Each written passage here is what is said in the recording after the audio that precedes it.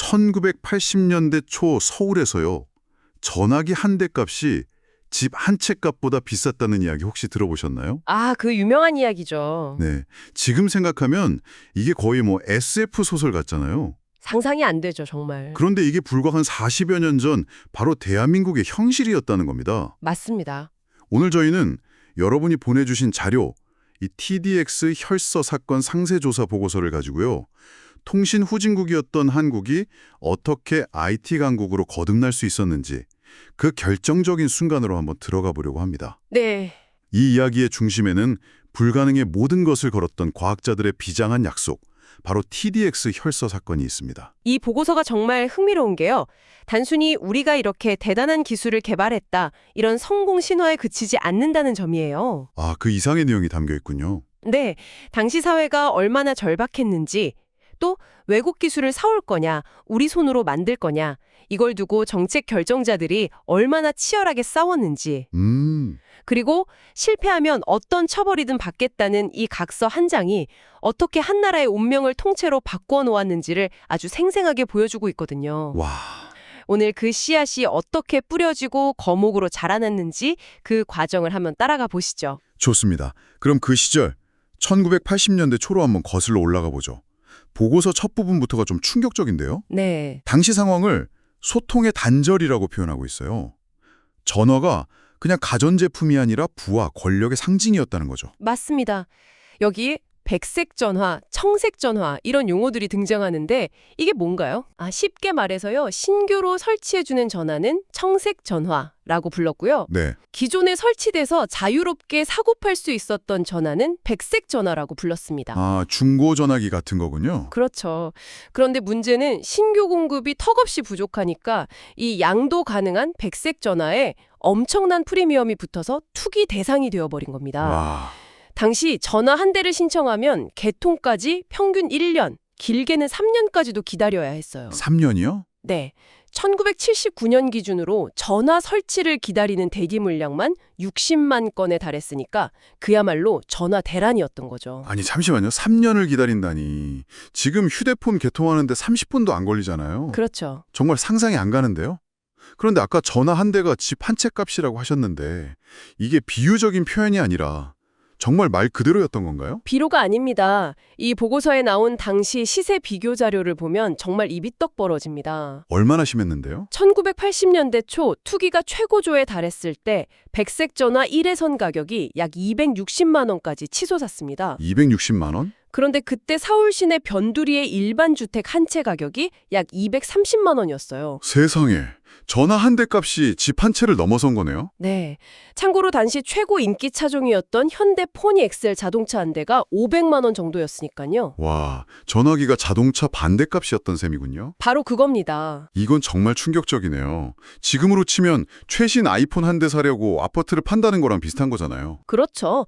매일 신문에 주식 시세처럼 전화기 시세가 실릴 정도였으니까 이건 단순한 불편을 넘어서는 사회 문제였던 겁니다. 기업들은 업무가 마비되고 개인들은 급한 연락 못하고. 맞습니다. 국가 경제 전체의 혈관이 꽉 막혀버린 아주 심각한 구조적 문제였습니다. 도대체 전화기 자체는 있는데 왜 이렇게 개통이 몇 년씩 걸렸을까? 이 병목 현상의 진짜 원인이 궁금한데요? 그게 바로 낡아빠진 기계식 교환기에 있었습니다. 아, 교환기 문제? 네, 당시 우리는 교환기 기술이 전혀 없어서 AT&T나 에릭선 같은 외국 기업에 100% 의존하고 있었거든요. 아, 그러니까 전화 가입자가 늘어나는 속도를 교환기가 도저히 따라가지 못했던 거군요. 정확합니다. 그 기계식 교환기라는 게 구체적으로 어떤 한계가 있었던 건가요? 크게 세 가지 치명적인 문제가 있었습니다. 첫째는 물리적인 공간 문제. 공간이요? 네, 교환기 하나를 설치하려면 거대한 빌딩 하나가 통째로 필요했어요. 와. 둘째는 유지보수. 수많은 기계 부품들이 톱니바퀴처럼 맞물려 돌아가다 보니까 고장도 잦았고 비 오는 날엔 혼선의 오접속이 다반사였습니다. 생각만 해도 머리가 아프네요. 그리고 가장 근본적인 문제는 핵심 장비를 모조리 수입해야 하니 막대한 외화가 계속 빠져나갔다는 점입니다. 완벽한 기술 종속 상태였던 거죠. 정말 진퇴양난이었겠네요. 네, 당시 통신공사 사장이 국회에서 솔직히 국산 제품이 나오기 전까지는 그냥 이 낡은 기계식을 계속 쓰는 게 낫다고 말할 정도였으니까요. 국내 기술에 대한 불신이 팽배했던 겁니다. 외국 기술에 100% 의존하는 이런 절망적인 상황에서 우리가 자체적으로 뭔가를 할 수 있다는 생각 자체를 하기가 어려웠을 것 같은데요. 그렇죠. 어제 마침 세계적으로 기술의 큰 변화의 바람이 불어오고 있었죠. 네. 바로 아날로그에서 디지털로 넘어가는 거대한 패러다임 전환기였습니다.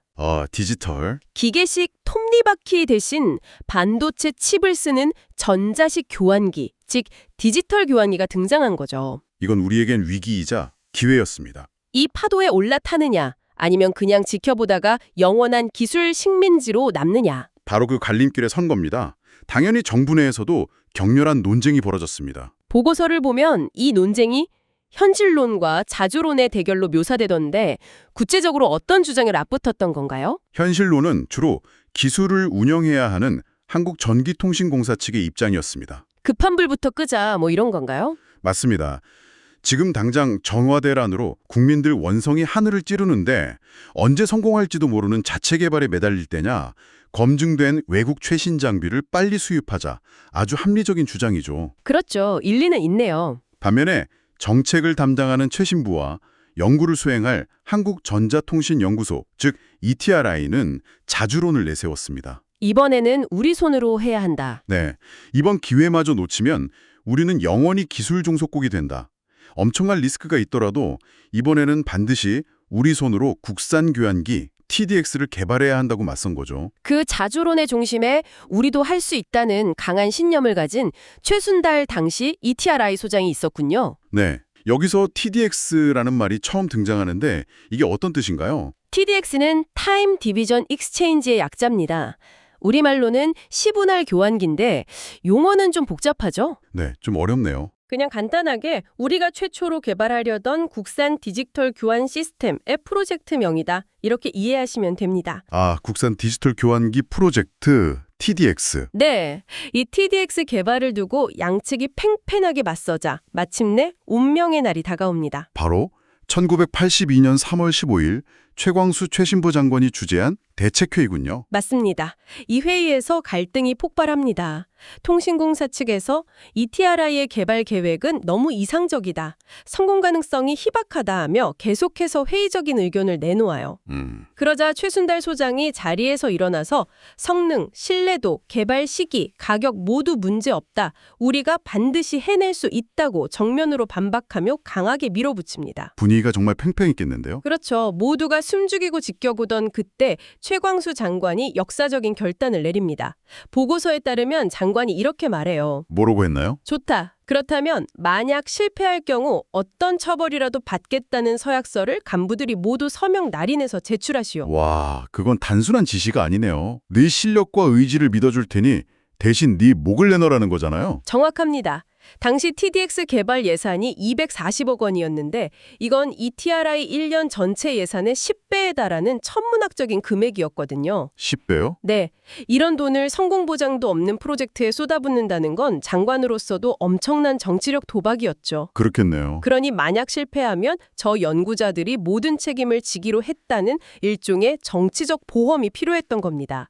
연구진의 신변을 담보로 무한 책임을 요구한 거죠. 그 말을 듣고 회의 직후에 바로 서약서가 작성되었군요. 이게 바로 그 유명한 TDX 혈서고요. 짱함 때문에 그렇게 불리게 된 겁니다. 보고서에 담긴 서약서 내용을 보면 정말 결연함이 느껴집니다.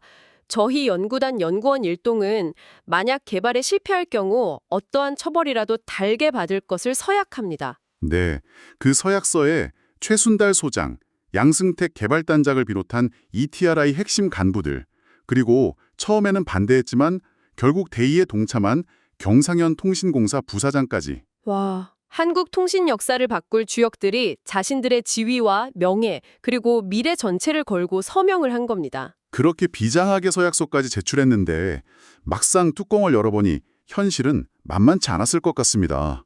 당시 우리 기술 수준이 어느 정도였나요? 한마디로 백지 상태였습니다. 백지 상태요? 네, 기술적 진공 상태나 다름없었죠. 당시 TDX 사업단장이었던 서정욱 박사의 회고가 당시 상황을 가장 잘 보여줍니다. 솔직히 우리 기술진은 백지 상태였고 좋게 말해줘도 아마추어 수준이었습니다. 아마추어 수준. 일례로 시제품을 만들어 설치해보니 하늘에서 낙뢰만 치면 번번이 반도체 칩이 타버리는 겁니다. 낙뢰 때문에 칩이 타버린다고요? 그건 왜 그랬던 건가요? 선진국 교환기에는 수십 년간 축적된 현장 노하우가 녹아 있었습니다. 아, 예측 불가능한 전압 충격에 대비한 정교한 접지 기실이나 보호 회로 같은 것들이죠. 하지만 우리는 그런 경험이 전무했습니다. 이론은 알아도 실제 현장은 몰랐다는 거군요. 바로 그겁니다. 이론적인 회로 설계는 할 수 있었지만 실제 현장에서 벌어지는 온갖 변수에는 속수무책이었던 거죠. 연구원들은 칩이 타버릴 때마다 밤을 새워가며 원인을 분석하고 회로를 뜯어 고치고 다시 설계하는 과정을 수없이 반복해야만 했습니다. 실패하면 처벌받는다는 서약서의 무게감이 어깨를 짓누르는데 눈앞에서는 계속 문제가 터지고 연구원들 심정이 정말 지옥 같았겠는데요. 그렇죠. 보고서에 월화수목금금금이라는 표현이 나오던데 당시 연구실 분위기는 어땠나요? 거의 군대 막사나 다름없었다고 합니다. 연구실 한쪽에 야전 침대를 놓고 쪽잠을 자면서 24시간 개발에 매달렸죠. 집에 못 들어가는 건 예사였겠네요. 그럼요. 하지만 동시에 이들은 아주 영리하게 움직였습니다. 부족한 기술을 빠르게 채우기 위해 스펀지 전략을 사용했거든요. 스펀지 전략이요. 정부가 기술 이전을 조건으로 스웨덴 에릭슨사의 교환기를 일부 도입했는데 우리 연구원들이 설치 현장에 파견 나가서 에릭슨 엔지니어들 어깨 너머로 아, 시스템 설계 방식, 프로젝트 관리 기법, 문제 해결 노하우 같은 것들을 집요하게 배우고 흡수한 겁니다. 맨땅에 헤딩만 한 게 아니라 선진 기술을 적극적으로 흡수하는 노력도 병행했군요. 네. 여기서 또 하나 흥미로운 점은 이 프로젝트가 ETRI라는 연구소 혼자만의 일이 아니었다는 점입니다. 네. 그게 이 프로젝트의 성패를 가른 결정적인 한 수였다고 봅니다. 정부는 개발 초기 단계부터 삼성, 금성, 지금의 LG죠. 네, LG. 그리고 대우, 대한전선까지 4개의 민간 기업을 컨소시엄 형태로 참여시켰습니다. 아, 처음부터 같이 한 거군요. 네, 이른바 1국가 4사 체제죠. 물론 과당 경쟁의 우려도 있었지만 결과적으로는 연구소에서 개발한 기술이 서랍 속에 잠자지 않고 곧바로 산업 현장으로 이어지는 강력한 생태계를 만들었습니다. 그때의 경험이 훗날 한국이 반도체와 휴대폰 시장에서 맞습니다. 세계적인 경쟁력을 갖추는 제조업의 기초 체력을 다지는 결정적인 계기가 된 겁니다. 그렇게 피말리는 시행착오와 노력이 계속된 끝에 드디어 결실을 보는 순간이 찾아오는군요. 네, 마침내 1986년 상용 모델인 TDX-1이 경기도 전곡, 가평 등 4개의 농어촌 지역에서 성공적으로 개통됩니다. 와, 세계에서 10번째로 자국산 디지털 교환기를 보유한 국가가 탄생하는 역사적인 순간이었습니다. 재미있는 건 디지털 혁명이 최첨단 도시가 아니라 오히려 통신 환경이 가장 열악했던 농어촌에서 먼저 시작되었다는 점이네요. 그렇죠. 성공 소식을 들었을 때 연구원들 심정은 정말 말로 표현할 수 없었겠네요. 그럼 TDX가 상용화된 이후에 우리 사회에는 어떤 변화가 나타났나요? 가장 즉각적이고 극적인 효과는 경제적인 측면에서 나타났습니다. 돈 문제군요. 네, 바로 가격 협상력이 생긴 거죠.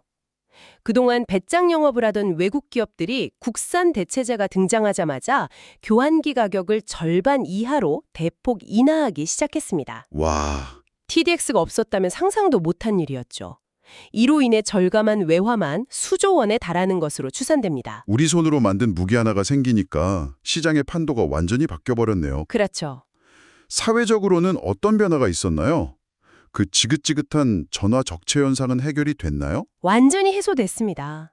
TDX가 전국에 대량으로 보급되면서 전화 회선이 폭발적으로 증가했습니다. 드디어 1987년에는 전국 농어촌 전화 자동화가 100% 완료되고 1988년 서울 올림픽을 기점으로는 전국 전화가 1000만 회선을 돌파하면서 꿈에 그리던 1가구 1전화 시대가 열렸습니다. 투기의 상징이었던 백색 전화는 그렇게 역사 속으로 완전히 사라지게 된 거군요. 네, 맞습니다. 이렇게 엄청난 경제적, 사회적 효과가 있었는데 보고서는 TDX 성공의 가장 큰 유산이 다른 데 있다고 지적하고 있더라고요. 네, 눈에 보이는 기술이나 돈보다 더 중요한 게 있었다는 건가요? 바로 그 지점입니다. 보고서는 TDX 성공의 가장 위대한 유산은 바로 자신감, 그리고 하면 된다는 성공 경험 그 자체였다고 강조합니다. 자신감? 불가능해 보였던 거대한 국가 시스템 개발을 마침내 우리 손으로 해냈다는 이 집단적 성공의 기억이 한국 과학기술계의 DNA를 통째로 바꾸어 놓은 겁니다. 그렇다면 그 자신감이라는 무형의 자산이 구체적으로 어떤 다음 단계로 이어졌는지 궁금한데요. 혹시 우리가 지금 쓰고 있는 스마트폰과도 연결이 되는 건가요? 아주 직접적으로 연결됩니다. 자, 여기서 정말 흥미로운 지점으로 넘어가는데요. 네. TDS 개발 성공 경험은 1990년대, 그보다 훨씬 더 어렵고 무모해 보였던 CDMA 이동통신 기술의 세계 최초 상용화 도전으로 그대로 이어집니다. 아, CDMA로. 네, TDX를 통해 시스템 엔지니어링, 대규모 프로젝트 관리, 민관 협력 모델을 이미 학습한 연구진과 기업들이 있었기에 가능했던 기적이었죠. 그렇군요. 만약 80년대에 이 TDX 프로젝트가 없었다면 90년대 CDMA 신화도 2010년대 삼성과 LG 스마트폰의 글로벌 지배도 아마 불가능했을 겁니다. 연결고리가 그렇게 직접적인 겁니다. 와, 그러니까 80년대에 전화국에 설치되던 삭막한 기계 상자 하나가 오늘날 제 손에 들린 스마트폰의 먼 조상벌이 되는 셈이네요. 정말 놀라운데요. 그뿐만이 아닙니다. TDX 덕분에 전국에 촘촘하게 깔린 디지털 교환망은 2000년대 초고속 인터넷 혁명을 세계에서 가장 빠르게 이룰 수 있었던 결정적인 물리적 토대가 되었습니다. 인터넷 강국의 기반까지. 우리가 인터넷 강국이 될 수 있었던 고속도로를 TDX가 미리 깔아준 셈이죠. 이야기를 다시 혈서로 돌려보죠. 오늘날의 시각에서 보면 실패하면 처벌하겠다는 방식은 연구자의 자율성과 창의성을 억압할 수 있는 굉장히 폭력적인 리스크 관리 방식으로 보이거든요. 네, 충분히 그렇게 볼 수 있죠. 이 부분은 어떻게 봐야 할까요? 보고서는 바로 그 부분을 아주 입체적으로 분석합니다. 당시 전시나 다름없던 특수한 상황에서 이 서약서는 양쪽 모두에게 필요한 신뢰 보증수표 역할을 했다는 겁니다. 신뢰 보증수표요? 네, 관료 입장에서는 만약 실패하면 저 연구자들이 책임지기로 했습니다 라고 말할 수 있는 막대한 예산 집행에 대한 정치적 명분과 방패를 확보한 셈이죠. 연구자들 입장에서는 그게 올가미가 된 것 아닌가요? 반은 맞고 반은 틀립니다. 반대로 연구자 입장에서는 그 서약서가 외부의 간섭을 막아주는 가장 강력한 방패가 되기도 했습니다. 아, 오히려 방패가 됐다. 네, 우리는 지금 목숨을 걸고 개발하고 있으니 다른 정치적 외풍이나 불필요한 간섭은 제발 하지 말아달라는 무언의 압력이 된 거죠. 그렇군요. 즉, 혈서는 연구진을 옥죄는 족쇄인 동시에 그들에게 프로젝트의 전권을 위임하는 위임장이기도 했던 아주 이중적인 문서였던 셈입니다. 명과 암이 뚜렷했군요. 분명 엄청난 성공을 가져왔지만 이런 방식이 남긴 그림자도 있었을 것 같습니다. 그렇습니다. TDX 프로젝트는 정부가 강력한 목표를 설정하고 국가의 모든 자원을 집중하는 추격형 국가주도 혁신의 가장 성공적인 모델이었습니다. 네. 하지만 이 성공 공식이 너무나도 강렬했던 나머지 훗날 한국 과학기술계 전체가 단기 성과 위주, 성공 가능성이 높은 과제 위주로만 흘러가는 부작용의 원인이 되기도 했다는 점을 보고서는 날카롭게 지적하고 있습니다. 아, 실패를 용납하지 않는 문화. 맞습니다. 그런 문화 속에서 누구도 혈서를 쓸 만한 대담하고 도전적인 대형 연구에 나서려 하지 않게 만드는 부정적인 문화적 유산도 남겼다는 비판적 시각이죠. 오늘 정말 깊이 있는 이야기를 나눴네요. 1982년 회의실에서 작성된 한 장의 서약서에서 시작된 무모한 도전. 이 도전이 결국 대한민국 사회의 소통 방식을 근본적으로 바꾸고 세계를 선도하는 ICT 강국으로 가는 거대한 전환점, 티핑 포인트가 되었습니다. 네. 지금 우리가 너무나 당연하게 누리는 이 모든 디지털 풍요가 그 시절 이름도 빛도 없이 연구실을 지켰던 수많은 연구원들의 땀과 헌신 위에 세워진 것임을 이 보고서는 분명히 말해주고 있습니다. 최순달, 양승택, 그리고 이름 모를 수많은 연구원들이 써내려간 그 TDX 혈서의 정신은요. 오늘날 반도체, 인공지능, 차세대 통신기술로 이어지는 한국 첨단 산업의 DNA 속에 여전히 깊이 각인되어 있습니다. 어쩌면 기술 개발의 성공 여부보다 더 중요한 것은 하나의 국가가 절체절명의 위기 속에서 어떻게 미래를 위한 약속을 하고 또 그것을 지켜나가는지를 보여줬다는 점일 겁니다. 그들의 배수진이 없었다면 지금 우리가 알고 있는 대한민국의 모습은 정말 많이 달랐을지도 모릅니다.